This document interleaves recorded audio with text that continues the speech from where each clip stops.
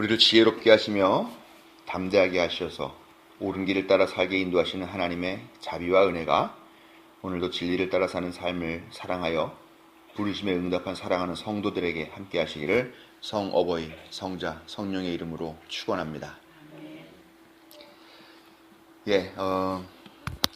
제가 이번 주 지난주에 성서를 읽고 묵상을 하면서 열왕기서를 보고 있었어요.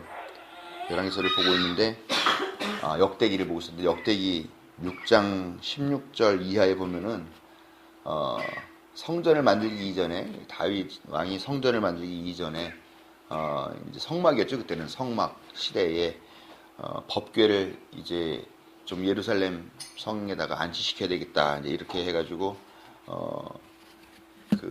이제 성막을 만들고 뭐 이제 법궤를 이제 그 성막 안으로 이렇게 모시고 들어오는 그런 과정 하는데 보니까 그때부터 이미 그러니까 예배당 다윗 성전을 만들기 이전부터 그 법궤를 하던 그런 그 때부터 이미 성전 음악의 책임자를 임명하고 성가대를 뒀다 하는 그런 말씀을 보면서 성가대라는 게 이렇게 참 중요한 거구나 그런 생각을 했습니다.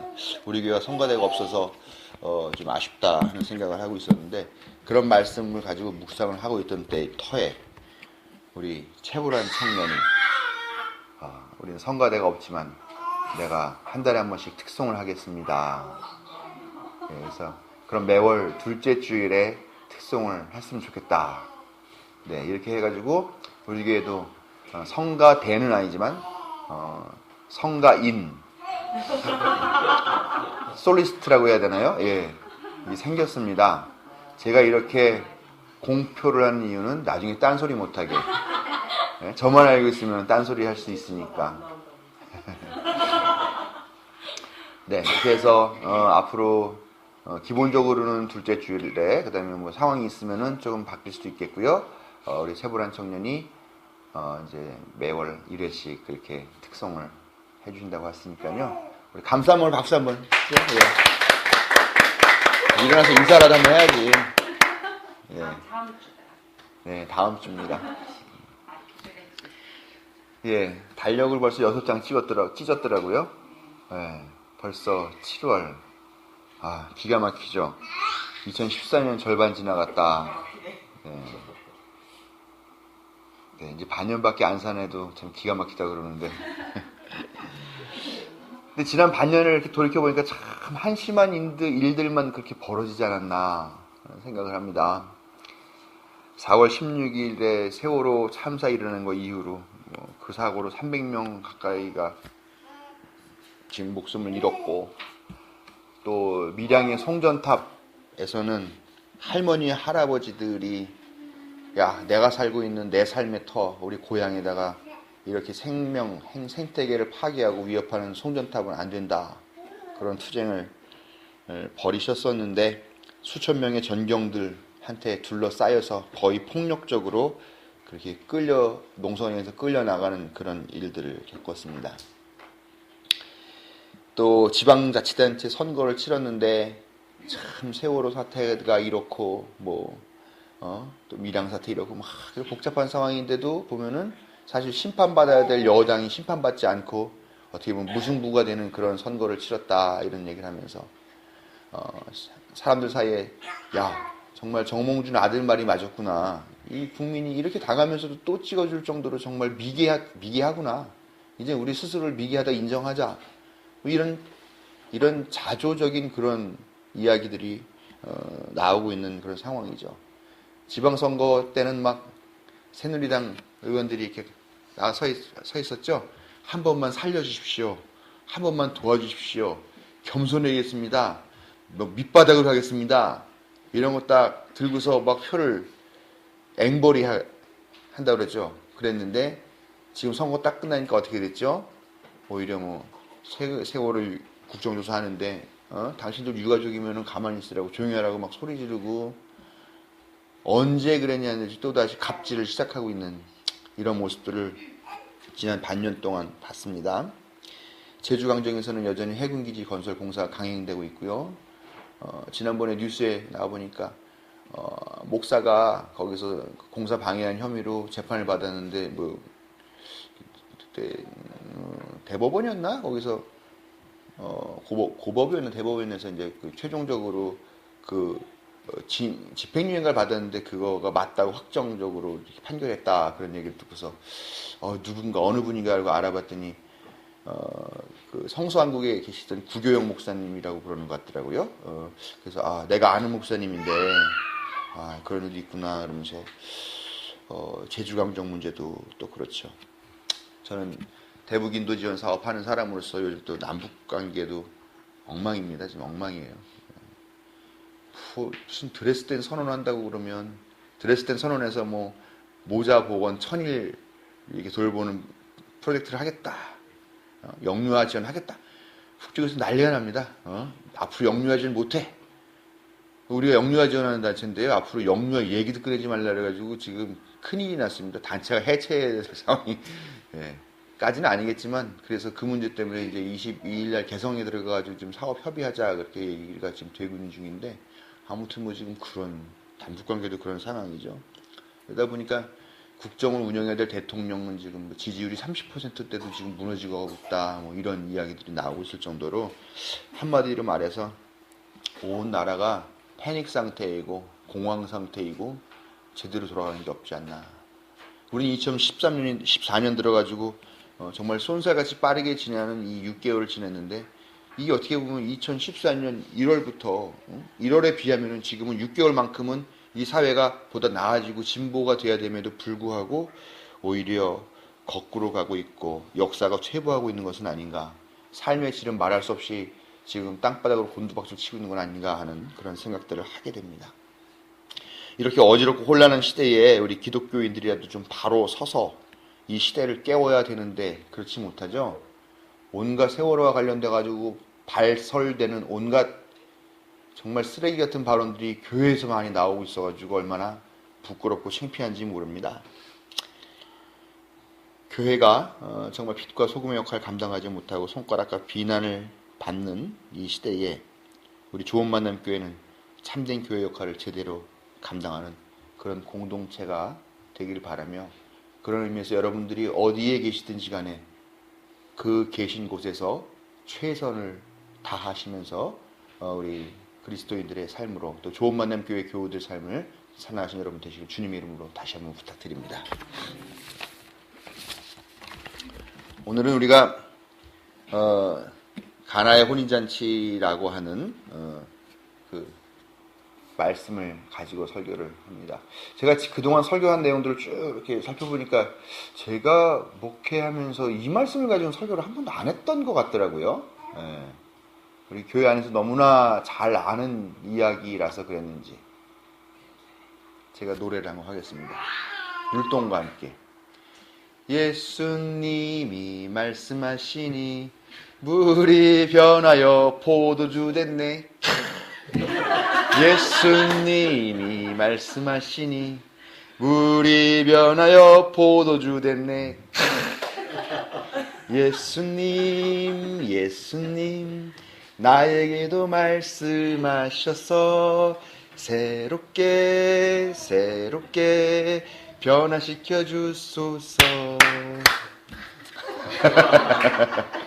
예, 요 성과에는 그 크가 제일 핵심적인 그런 부분이죠. 참 놀라운 말씀이에요. 저는 이 예수님이 이 기적을 행했을 때 얼마나 이 많은 이 세상의 알코올 중독자와 술꾼들이 환호성을 올리면서 기쁨의 비명을 지렀을까 하는 그런 생각을 합니다. 이 가나형 혼인잔치 참 우리가 많이 알아서 유치부 아이들도 이런 노래를 부르면서 이런 배우게 됐고 또 정말 어떤 예수님이 물을 포도주로 만드셨대 이런 놀라움을 감추지 못하는 이런 이야기입니다. 이 요한복음은 특히 이 가나의 혼인잔치 이야기를 전하면서 예수님이 이 물을 변해서 포도주로 만들게 하신 이 기적, 이 표징이 예수님의 공생애 중에 가장 처음으로 행했던 그런 이적이다 이렇게 규정을 하고 있습니다. 예수님이 하나님의 아들로 하늘 보좌에 계시다가 하나님 나라의 놀라운 그 기쁨과 그 구원의 역사를 이루기 위해서 이 땅에 이렇게 보내주셨는데, 그 구원의 때, 이 세계의 구원의 때를 보통 결혼식에 많이 비유를 합니다. 이스라엘 사회에서는요. 그러니까 이 결혼식 안에서 그런 기적을 행했다라는 것은 단순하게 야 물을 포도주 만들었다라는 것이 아니라, 말하자면 일종의 어떤 천국이 실현되고 구원의 역사가 일어나는 그런 귀한 자리에 사람들이 초대받아서 와서 막 즐겁게 먹고 마시고 하고 있는데, 젠장 포도주가 떨어졌네? 이런 위기 상황에 대한 이야기다라는 겁니다. 즉 예수님은 결혼식이 위기에 처했지만 그 결혼식을 회복시키고 완성시키기 위해서 이 땅에 오셨다 하는 것을 분명하게 이 기적을 통해서 보여주고, 그 사건을 보여줌으로써 앞으로 살아갈 공생의 의미를 상징적으로 보여주셨다라는 그런 의미를 갖고 있는 그런 비유가 아니라 이 기적 사건이 바로 이 가나의 혼인잔치 사건이다라고 생각하시면서 오늘 말씀을 들어주시길 바랍니다. 갈릴리라는 동네 그 근처에 가나라는 곳에서 혼인잔치가 열렸습니다. 모두가 다 기쁨을 누리면서 축하하는 그런 자리였지만 이 결혼식 잔치가 위기에 처했습니다. 뭐냐? 잔치집의 하이라이트는 뭐냐? 포도주죠. 잔치의 하이라이트는 뭡니까? 네? 예, 사람들 보통 결혼식 가면은 그 결혼식의 하이라이트는 그 결혼식을 하는 남녀라고 생각하지만, 근데 제가 보기에는 아닙니다. 예, 부주만 내고 밥 먹으러 가시는 분들이 더 많더라고요. 네, 잔치집 가면 역시 먹을 게 풍성해야 되는 거죠. 거기에서 또 동서고금을 막론하고 또 한 잔을 같이 곁들여서 하는 것이 빼놓을 수 없는 잔치집의 잔치상이 아니냐 이렇게 생각을 합니다. 그런데 그 포도주가 동이 나는 사태가 발생했다라는 겁니다. 이게 참 큰일이죠. 아니 잔치집의 하이라이트인데 포도주가 없다, 술이 없다. 그럼 그 잔치는 뭡니까? 이제 끝난 거죠. 그냥 잔치하러 온 사람이 에이 술도 없어? 다 먹었네? 먹을 것도 없네? 에이 가자. 곧 이 잔치가 파하게 되고 파토가 나게 되고 깨지게 되는 그런 위기 상황을 맞이하게 되었다라는 겁니다. 왜 술이 다 떨어졌을까요? 잔치집인데, 명색이 잔치집인데 술을 조금밖에 준비를 못했을까요? 왜 그랬을까요? 그렇죠. 너무 많이 먹은 것 같아요. 네? 아마 술고래들이 많이 왔는지, 아니면 온 사람들이 많이 그냥 야 맛있다 부어라 마셔라 신난다 그러면서 막 마셨는지, 아무튼 좀 술을 꽤 많이 먹어서 사람들이 어느 정도 취해 있는 상태, 꽤 많이 취해 있는 상태가 아니었을까. 어찌됐건 지금 이 결혼 잔치는 술이 없기도 하고 하객들이 많이 취한 것 같아서 이제 위기를 맞는 그런 상황을 마주하고 있다라는 겁니다. 마땅히 기뻐하고 축하해야 할 그 잔치자리가 위기에 처했습니다. 이런 상황은 단지 예수님께서 처음 기적을 행하셨다는 이 2000년 전만의 이야기가 아니라 바로 지금 우리의 삶의 모습을 그대로 반영하고 있는 것이 아닌가, 저는 그렇게 생각을 하게 됩니다. 우리 인류 역사는 지금까지 인류가 살았던 모든 역사를 통틀어 볼 때 가장 놀라운 과학적 발전과 문명적 발전을 이룬 그런 시대다라고 그렇게 많은 사람들이 평가하고 있습니다. 우리가 지구라는 틀 안에서만 살았는데 이제는 지구를 떠나서 달나라에도 가서 발자국을 찍고 온다고 그러죠. 예, 지금은 전혀 사람이 갈 수 없는 곳에 우주선을 보내가지고 거기에 있는 사진들을 이렇게 찍어 보면서 우주가 어떤 것인가, 이런 우주의 신비들을 하나하나 밝혀내고 있는 상황입니다. 또 인간의 DNA에도 그 DNA 염기 서열도 다 이미 분석이 끝나가지고 이제는 치매가 걸린다 그러면은 어떻게 조치할 것인가, 이제 이런 연구를 해가고 있죠. 이제는 정말 100세, 120세, 150세까지도 우리 수명이 연장될 거다라는 그런 이야기를 하면서 또 생명의 이 세계에도 그 생명 영역까지도 하나하나 개척해 나가고 있는 것이 지금 우리들의 모습이다라는 겁니다. 그런데 그렇게 눈부신 과학적 발전과 그런 놀라운 문명을 만들어낸 우리 인류 사회이지만 사실은 지금 상당히 심각한 위기를 겪고 있는 게 아니냐 한 것이 또 다른 우리들의 진단이다라는 겁니다.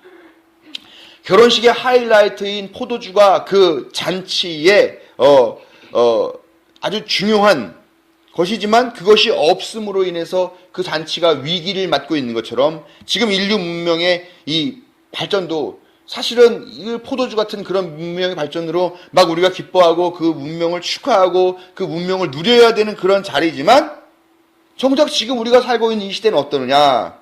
우리 인류가 정체성을 점점 잃어가고 그저 이 거대한 기술과 과학과 이 문명의 이 파도 앞에서 어찌할 바를 몰라가지고 그 거대한 정보의 홍수 속에서 무방비로 노출되어 있는 그런 상황이 아닌가. 거기다 그러다 보니까 그런 것들을 향유할 수 있기 위해서는 돈이 있어야 돼. 권력이 있어야 돼. 그러니까 돈이 최고야. 권력이 최고야. 이렇게 헛된 우상 숭배에 빠져서 사람들이 자기의 삶이, 자기의 영혼이 어떻게 지금 망가져가고 있는지조차는 생각하지 않고 그저 돈 따라가고 그저 권력 추구하고 하는 이런 방식으로. 한 가정 안에서도 부모가 자기 자식을 가리키면서 얘야, 올바로 살아야 된다. 건강하게 살아야 된다. 이 사회에 대한 책임을 지고 살아야 된다. 이웃과 함께 살아야 된다. 이런 걸 가르치지 않잖아요. 지금은 어떻게 해서든 네 경쟁다를 밟고 넘어가야 돼. 돈 많이 벌어야 돼. 안 그러면 네 노후가 힘들어져. 이렇게 우리가 돈과 권력과 이런 물질들을 우리의 우상으로 숭배하는 이런 시대에 살고 있으면서 정작 그 우상들로 인해서 우리 자신의 인간성들은 하나하나 잃어버리고 상실해가고 있는 그런 시대를 살고 있다. 포도주가 다 떨어진 상황이죠. 거기다 또 이 사람들이 너무 만취해서 지금 포도주 이 잔치가 끝나가고 있는 상황처럼 우리도 지금 부와 권력, 돈과 기술 이딴 것들에 취해가지고 지금 내가 망가지고 있는지조차도 인식하지 못하고 그냥 그렇게 중독자같이 그렇게 살고 있는 게 지금 우리들의 모습이다라는 것입니다. 세월호라고 하는 거대한 여객선이 침몰하는 참사가 한국이라는 나라에서 발생했습니다. 신흥 강대국 중에서는 가장 돋보이고 가장 유력하게 뛰쳐나가고 있는 나라였습니다. 그런데 뭐 세계 경제 규모가 뭐 12, 13위, 뭐 15위 뭐 이렇게 이야기하는 엄청나게 큰 나라죠. 대단한 나라죠. 근데 그 나라에서 세월호라는 배가 가라앉았습니다. 근데 지금 이 문제를 몇 달이 지났는데 이 문제를 어떤 방식으로 해결하고 있습니까? 유병원이라는 사람이 모든 책임이 다인 것처럼 그 사람을 잡으려고 난리를 치고 있죠. 근데 못 잡고 있어요. 희한하죠? 잡히면 큰일 날 것 같아요. 자기들도 그걸 아는 것 같아요. 그래서 금수원 들어가서 잠만 자다 나오는 것 같습니다. 또 국정조사 하는 건 어떻습니까? 기가 막히죠. 국정조사에 나오는 내용들 보니까 어떻게 자료들을 다 지우고 삭제하고 거짓말하고 막 그런 것들이 하나둘 밝혀지는 거 보면서 이게 정말 경제 규모 뭐 13위, 12위 얘기하는 그런 나라에서 벌어질 일인가? 이 정도의 상식도 없고 이 정도의 원칙도 없고 이런 나라인가? 그 생각을 하면 제가 깜짝 놀랐습니다. 밀양에서 벌어지고 있는 일들도 다 아시죠? 그날 지난번에 행정 대집행하는 날은 보니까 할머니들이 저도 사진을 봤는데 다 벗고 팬티만 입고 쇠사슬로 자기들 몇 명 이렇게 꽁꽁 하고서 못 끌려간다 그러고 있어요. 여자가 자기 옷을 벗는다라는 것만큼 그렇게 강하게 자기 의지를 표현하는 건 없다고 생각하거든요. 근데 할머니들이 그러고 계시는데 그 자리를 경찰들이 무자비하게 들어와서 그 벌거벗은 몸을 하나하나 다 뜯어내고 끌어내더라라는 걸 보면서 기가 막히죠. 근데 문제는 뭔지 아세요? 그 송전탑이 거기에 있음으로 해서 결국 그 송전탑이 운송해내는 전기 혜택을 그 동네 사람이 보느냐 그게 아니라는 거죠. 사실은 대도시에 사는 사람들이 흥청망청 전기를 막 돌리고 쓰고 하다 보니까 그 전기 모지라는 걸 위해 가지고 시골에다가 발전소를 만들고 그 시골에서 만든 전기를 이쪽에 끌어오기 위해서 중간중간에 송전탑을 만드는 거라는 거죠. 결국은 도시의 이 죽음의 도시에서 소비하기 위한 그 전기를 때문에 만들고 보내주기 위해서 그것 때문에 엉뚱한 사람들이 고통을 당하고 벌거벗긴 몸이 끌려나가야 된다는 이게 사실이거든요. 근데 지금 문제가 뭡니까? 이번에 보니까 몇 달 동안 전경들 그 밀양 그 문제 때문에 투입된 전경들 먹고 마시고 왔다 갔다 하고 하는 돈으로 100억 원이 들었다고 합니다. 미친 짓이죠. 이건 상식이 없는 세상이에요.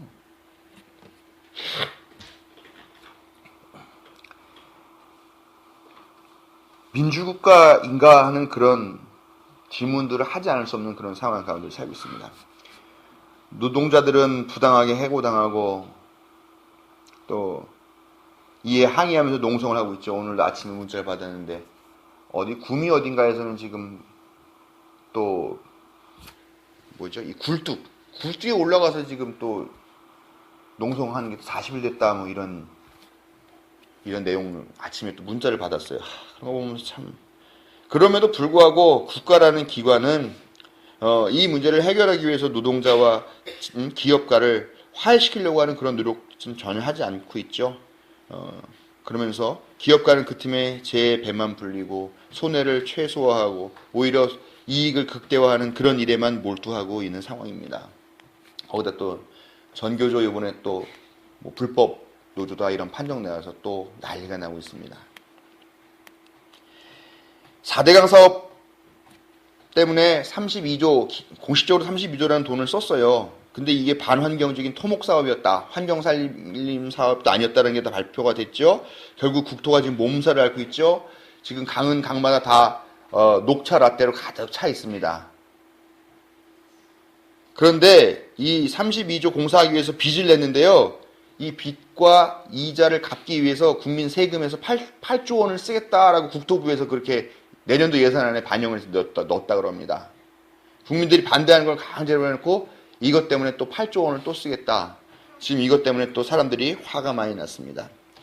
어디를 가봐도 IMF 때보다 더 힘들다라는 이야기를 많이 하고 있습니다. 내년도 최저임금이요 5,580원으로 결정이 됐다고 합니다. 그 최저임금위원회가 딱 만났는데요. 기업가 자본가 측에서요 뭐라고 그랬냐면은 10원만 인상하겠다라고 얘기를 했대요. 사람들이 다 화딱지가 나가지고 다 퇴장해버렸다고 합니다. 한동안 그래서 그 회의가 결렬이 됐는데 결국은 아마 둘이서 밀고 땡기기 하다가 370원 올려주는 걸로 그렇게 합의를 보고서 끝난 것 같습니다. 그래서 내년도는 5,580원입니다. 네. 올해군요. 2015년이 같아요. 5,580원. 그러면 8시간 근무하는 걸로 따지면 얼마가 드는 거냐 했더니요. 3,000원에서 몇십 원 빠지는 게 되더라고요. 하루 3,000원이면은 얼마인가요? 하루 3,000원씩. 얼마 안 되는 일이죠. 어쨌건 뭐 생활하기에는 턱도 없는 그런 거를 최저임금이라고 정해놓고 있는 이런 시대입니다. 대명천지 2014년도 한국에서 벌어지고 있는 이런 일들은 분명히 포도주가 떨어진 위기 상황. 그리고 사람들이 나쁜 포도주에 취해서 비틀비틀하고 있는 위기 상황임을 보여주는 징후가 분명하다라는 것입니다. 포도주가 떨어진 사태를 파악한 예수님의 어머니는 예수님께 이제 이 상황을 알리면서 도움을 요청합니다. 포도주가 떨어졌다. 그랬더니 예수님이 뭐라고 대꾸를 합니까? 이런 요청을 거부한 듯이 말하죠. 여자여, 그게 나랑 당신한테 무슨 상관이 있습니까? 아직 내 때가 오지 않았어요. 이렇게 정말 썰렁하고 싸가지 없게 대답을 하죠. 그렇죠. 엄마한테 여자여라니. 물론 뭐 그 시대의 어법이긴 하겠습니다만, 그 사람들이 술이 없건 말건 나는 무슨 상관이야? 관심 없어요. 이런 얘기겠죠. 성서는 좀 멋있게 쓰니까 이렇게 좀 곱게 썼겠지만. 자, 예수님 자신도 지금 자기가 누구이며 왜 여기에 왔으며 앞으로 그가 해야 할 일이 무엇이며 자기는 누구인가에 대한 분명한 확신을 갖지 못한 모습이라는 겁니다. 자기는 하나님의 아들이죠. 그 위기를 해결해낼 수 있는 능력이 있습니다. 그리고 그 일 때문에 하나님이 이 땅으로 보내주셨는데 그 사실을 예수님은 아직 분명하게 확신하지 못하는 것 같아요. 알지 못하는 겁니다. 더더군다나 이 잔치판이 깨지게 됐고 이웃이 곤란한 상황에 처해 있고 이웃이 고통당하고 있는 이런 상황들에 대해서 전혀 공감하지 못하는 주변인의 모습으로 예수님이 이 자리에 계시다라는 겁니다. 여기까지는 아직도 예수님은 전혀 하나님의 아들이거나 인류 구원을 위한 그리스도가 아닌 존재였습니다. 그런데 무슨 이유인지 예수님이 일꾼들에게 지시를 내리시죠. 정결법을 따라서 사람들이 손이나 발을 씻기 위한 물을 담아놓는 그런 항아리가 있습니다. 그거 몇 개 있는데 거기다 갖다 물을 갖다 부어라 이런 명령을 내리십니다.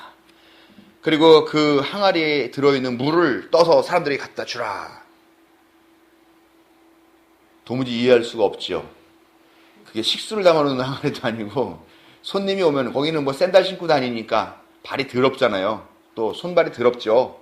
그래서 항상 깨끗하게 하기 위해서 그게 종교적인 법 안에도 들어와 있습니다. 그러면 손님이 우리 집에 오면은 이 사람이 손과 발을 씻을 게 항상 물을 비치해놔야 되는데 이게 이 물 항아리에 담는 거죠. 그러니까 허드렛 물이죠. 허드렛 물을 담는 그 항아리에다가 거기 물이 있었겠죠. 분명히 손님들이 왔으니까 계속 채워놨겠죠. 근데 거기다 물을 더 채워놔라. 그리고 그거 떠다 줘라. 그래 막장까지 가보자. 아무리 사람들이 술을 취했다고 한들 이 더러운 물을 먹이겠다는 거냐? 그래 잘난 척하는데 한번 그래 시킨 대로 해보고 어떤 깽판이 나는지 한번 보자. 어쩌면 이런 심정으로 하인들이 그 시키는 걸 그대로 했을지도 모르겠다. 술 먹은 놈들이 뭐 알겠어 물인지 술인지 이런 생각도 좀 하지 않았을까. 뭐 여러 가지 생각이 복잡합니다만 아무튼 예수님은 그런 이해할 수 없는 지시를 내렸고 하인들은 또 그 지시를 무모하게 또 따라요. 그런데 그 지시를 따르자 놀라운 기적이 일어났죠.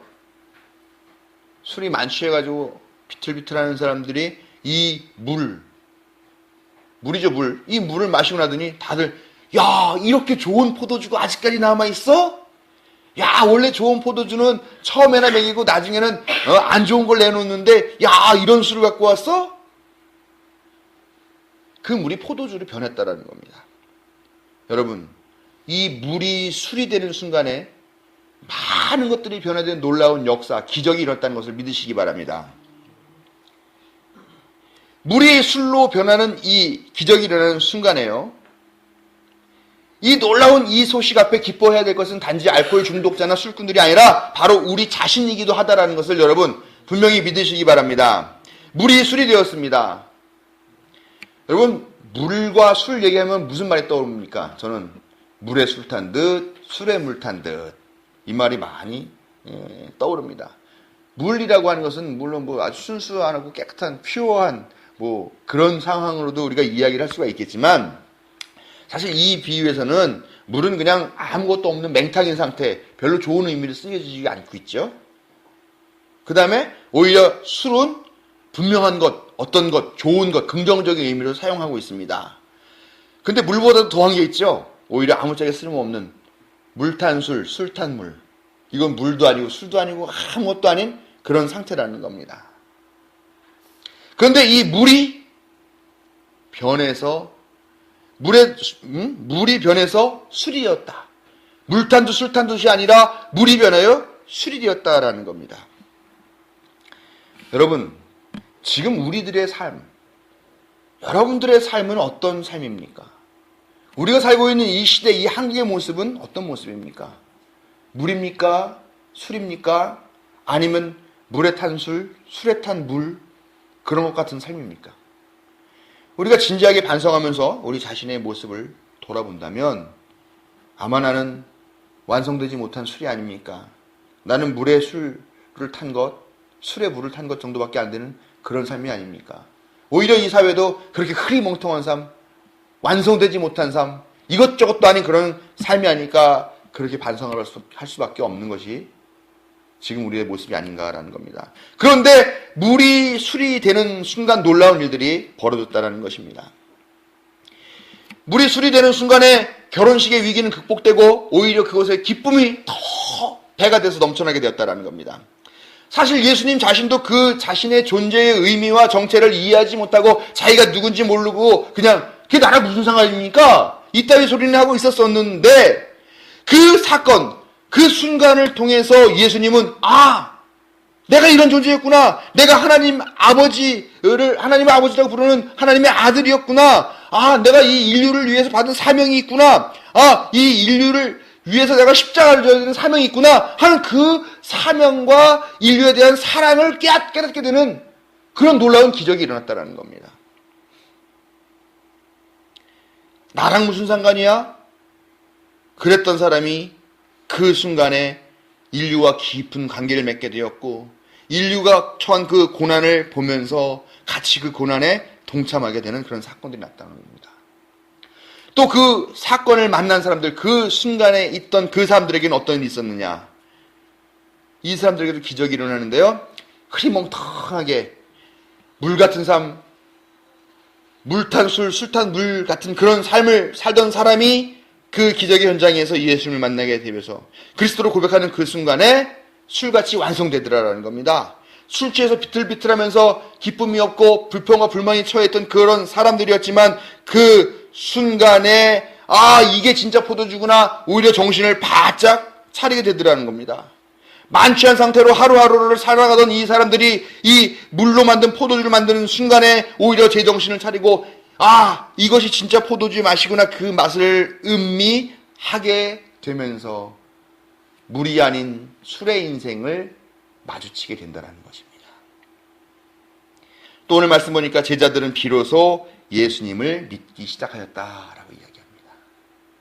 이 물이 포도주로 변하는 이 순간에 엄청나게 많은 기적 역사들이 벌어지더라. 여러분, 가나의 혼인잔치 이야기를 읽을 때마다 저는 그런 생각합니다. 이게 뭔 얘기일까? 술이 너무 취해서 물인지 몰랐나?